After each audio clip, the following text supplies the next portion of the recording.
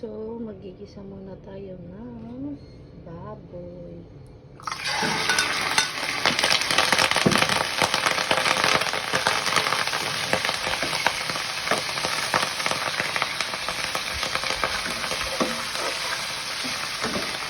Mag-salsik talaga ito. Kaya yung tubig. So,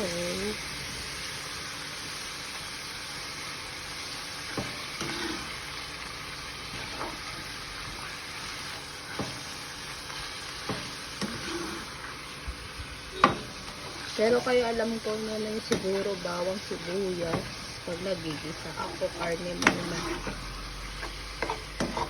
Kasi pag ginigisa ko yung bawang sa sibuyas, diba nasusunog siya. So nagkakaroon ng pait. So for me, unahin ko muna yung karne, igisa lahat. Parang milk, gano'n. Tapos after ko ilalagay, pagka nagmantika na, tsaka ko ilalagay yung sibuyas at bawang. Bagay, iba naman tayo ng style. So, share ko lang yung akin.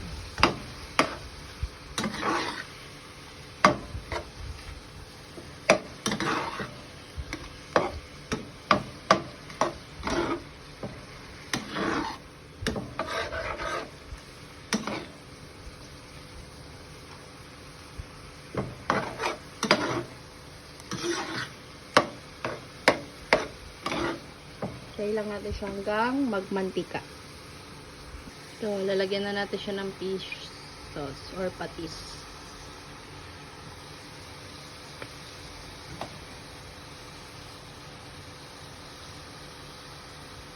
Para mawala yung lansa din.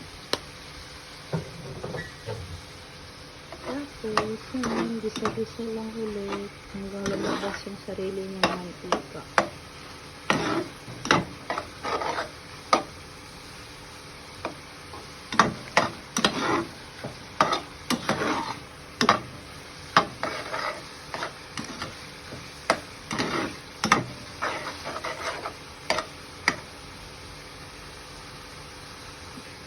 So, yan, naglabas na siya ng mantika. So, ang i-next ko naman is yung liver.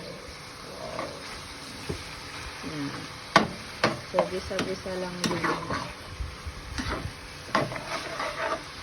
Hanggang matuyot din siya.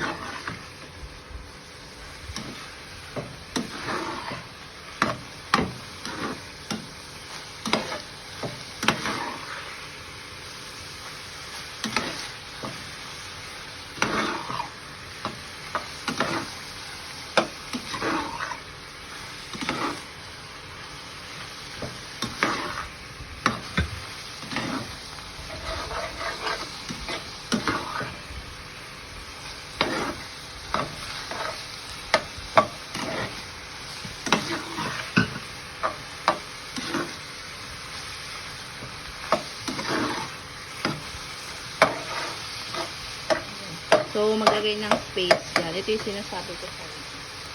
At saka ko ilalagay itong sibuyas sa bawang. Ayoko kasi yung yung diba, pag pinapatuyan yung karne, tapos yung bawang sibuyas, yung sunog na siya, so naglalasang pait. So, gusto ko ganito para sa fresh.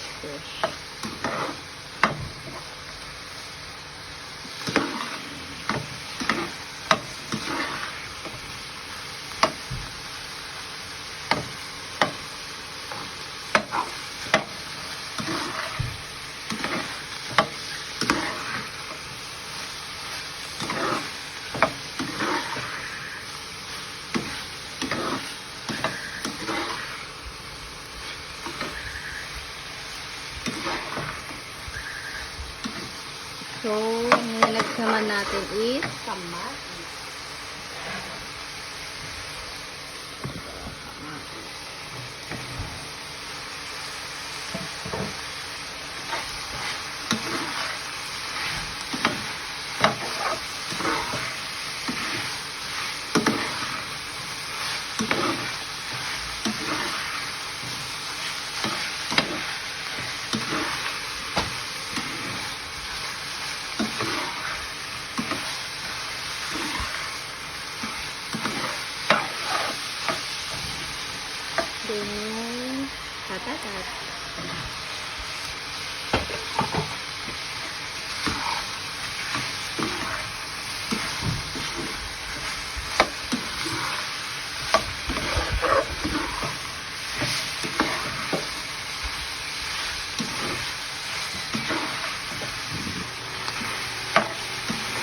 Gisa-gisa mo lang siya.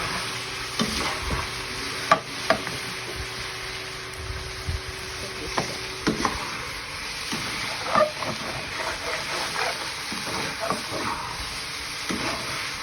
So, lagyan natin siya ng konting water.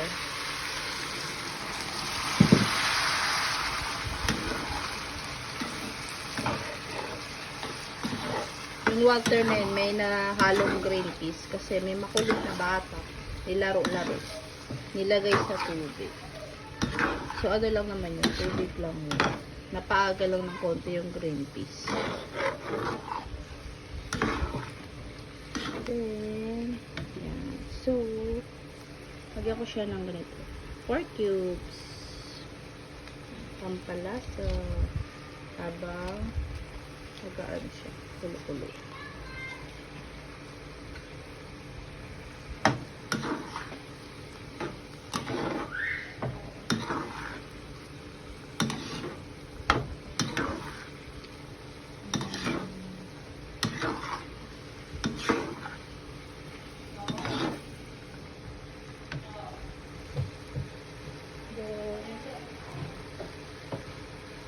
Paprika, dito paprika, to pala. Okay. Pandagdag kulay.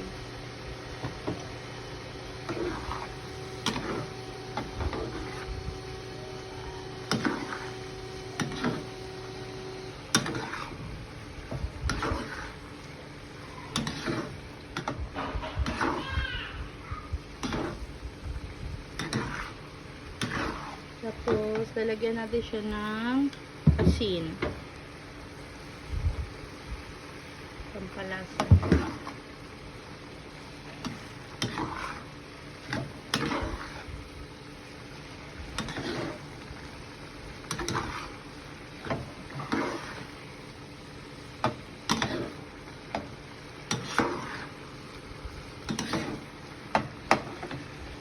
Then, maglagay tayo ng konting Maggi, soy sauce. Tansya-tansya lang.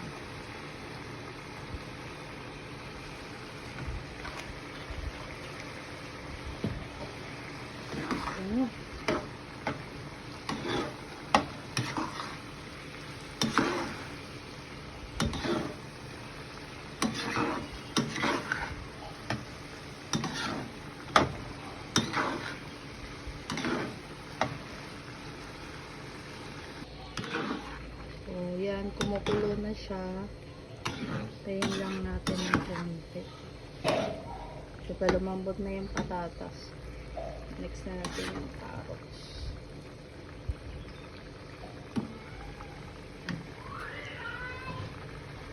Then, ito yung carrots sa green peas. So, sasabay lang natin yan.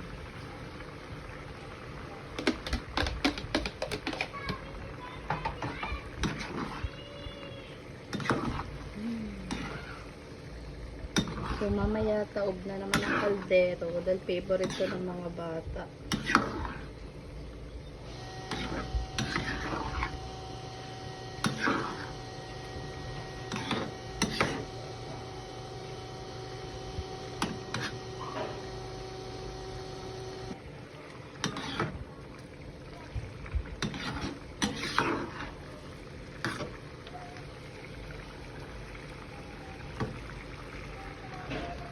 Tayin lang natin maluto. Tsaka yung atay. Tikman natin. Sarap.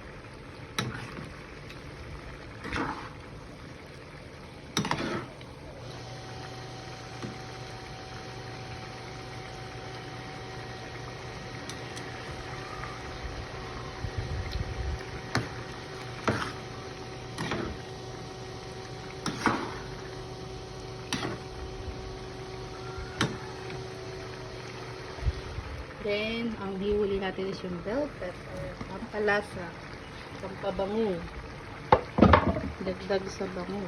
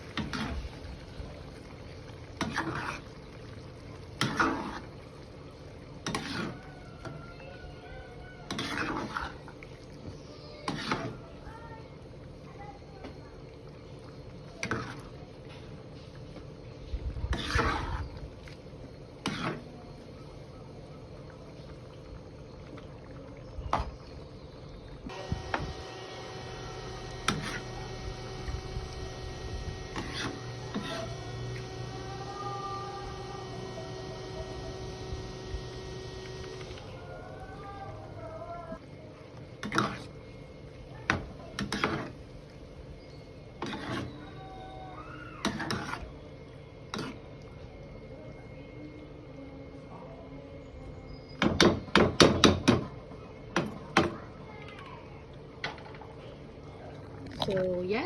Ready na to. Yummy, yummy.